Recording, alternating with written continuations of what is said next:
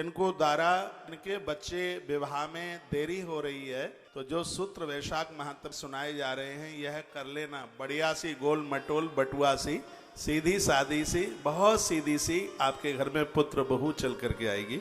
दारागार जिनके सुताब राज्यम, जिनको संतान नहीं है, धन नहीं है, कोई बीमारी रोग से दिक्कत परेशानी है, तो उनके लिए वैशाख का महीना बड़ा अद्भुत है। इसी ग्रंथ में लिखा है, आप में वो लोग बड़े बड़भाग्यशाली हैं जिनकी शादियां बैसाख के महीने में हुई हों।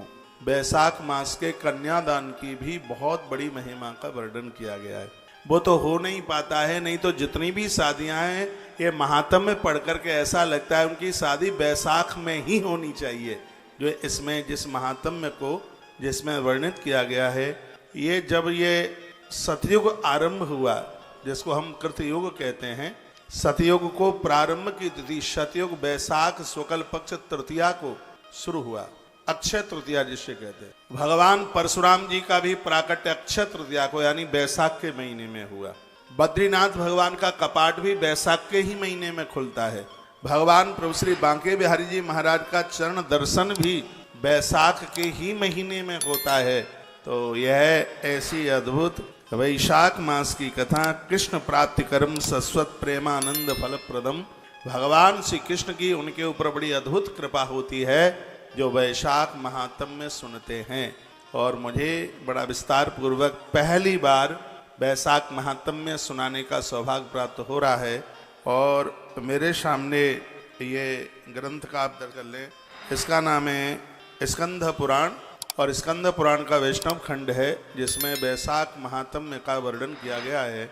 और यह कथा हमें करोड़ों करोड़ों यज्ञों का पुण्य प्रदानित करेगी। ये वैशाख महात्म्य की कथा। कार्तिक में दीपदान की भारी महिमा है, बहुत ज़्यादा महिमा है। माघ मास में ब्राह्मण भोजन की बहुत बड़ी महिमा है। और इस वैशाख महीने में जल प्याऊ, अन्न जल, और तीसरी बात है यज्ञ यजन, इसकी बहुत बड़ी महिमा है। और वही बात मैं आपके बीच में रख रहा हूँ।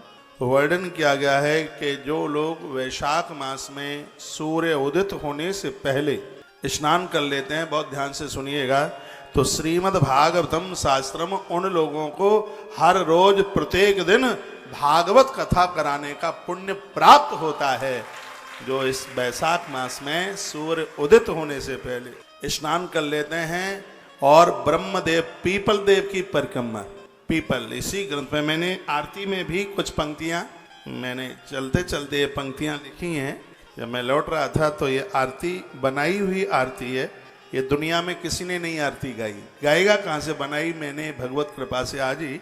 इसमें वर्णन है, देखो तीनों चारों पंक्तियां बड़ी अद्भुत हैं। जय माधव मासा हरि जय माधव मासा, दान यज्ञ स्नान करे पापों का नासा, हरि जय माधव मासा। वैशाख मास अति पावन मुक्ति को देता, चार पदार्थ देकर कष्टों को हरता, हरि जय माधव मासा। देव नदी की पूजा जो सज्जन करते, खुश होकर नारायण पाप सदा हरते। इसमें नदियों की पूजा की बड़ी महिमा का वर्णन किया है। इसमें नर्मदा, यमुना, गंगा, इन नदियों में स्नान करने की इतनी बड़ी महिमा है। वैशाख मास में जो नर्मदा का एक दिन स्नान कर लेता है उसको एक वर्ष तक के लिए महादेव की पूजा करने का फल प्राप्त होता है, ऐसा वर्णन है। जो वैशाख मास में एक दिन गंगा जी नहा लेते हैं उनको पूरा वर्ष भर भगवान नारायण का अभिषेक करने का फल प्राप्त हो जाता है। और सुनिए, जो इस वैशाख मास में एक दिन यमुना में स्नान कर लेते हैं, सिर्फ एक दिन यमुना में स्नान कर लेते हैं, उनका फल आप जानते हैं। उन बहनों को जैसे भाई दौज के दिन आंगन में बिठा करके जो अपने भाई को भोजन करा के, भाल के ऊपर तिलक टीका करके और अपने भाई की जो उम्र बढ़ाते हैं, ये मैं निवेदन करना चाहूँगा। वैशाख मास में सिर्फ एक दिन यमुना में स्नान करने से यमद्वितीया का फल प्राप्त हो जाता है। इतनी बड़ी महिमा है। आप ताली नहीं बजाओगे तो भी बजवा के छोड़ूंगा, क्यों कथाई में आपके बीच में ऐसी लेकर के आया हूँ। अद्भुत कथा है। जो बहनें वैशाख मास में यमुना स्नान करती हैं तो इसमें देवर्षि नारद जी ने जो बात कही है, मैं निवेदन करूंगा, इसके प्रमुख वक्ता नारद हैं और इसके श्रोता हैं राजा संप्रति राजा। देवर्षि नारद जी की आंख में आंसू आ गए और कहा, राजन, जो भगनियां एक दिन भी यमुना में बैसाख के महीने में स्नान कर लेती हैं, यमराज उसके भाई को छू नहीं सकता, स्पर्श नहीं कर सकता। इतनी बड़ी महिमा इस बैसाख मास की है। तो मैंने कुछ आरती में इसकी महिमा और महात्म्य में कुछ कड़ियां जोड़ी हैं, आप देखिएगा। देव नदी की पूजा जो सज्जन करते, खुश होकर नारायण पाप सदा हरते, हरि जय माधव मासा। इस महीने को जैसे कार्तिक को दामोदर मास के नाम से जाना जाता है, उसी प्रकार से बैसाख महीने को माधव मास के नाम से जाना जाता है। भगवान श्री कृष्ण को अति प्रिय लगने वाला यह महीना है माधव मास। इस महीने में नदियों को पूजन करने का, उनको चुनरी मनोरथ का, उन्हें नारियल समर्पित करने का बहुत भारी महात्म्य है, बहुत भारी महिमा है। देवताओं को पंचामृत से स्नान कराने की महिमा है।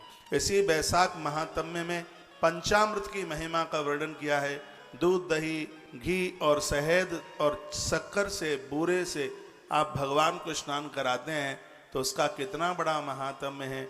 आज नहीं तो कल ये 3 दिन का कार्यक्रम है, वह आप इस प्रकार से व्याख्यान में सुनेंगे कि आप देवी देवताओं को बिना पंचामृत के नहाए बिना, नहलाए बिना आप रह ही नहीं सकते। इतना बड़ा महात्म्य इस वैशाख महात्म्य का है।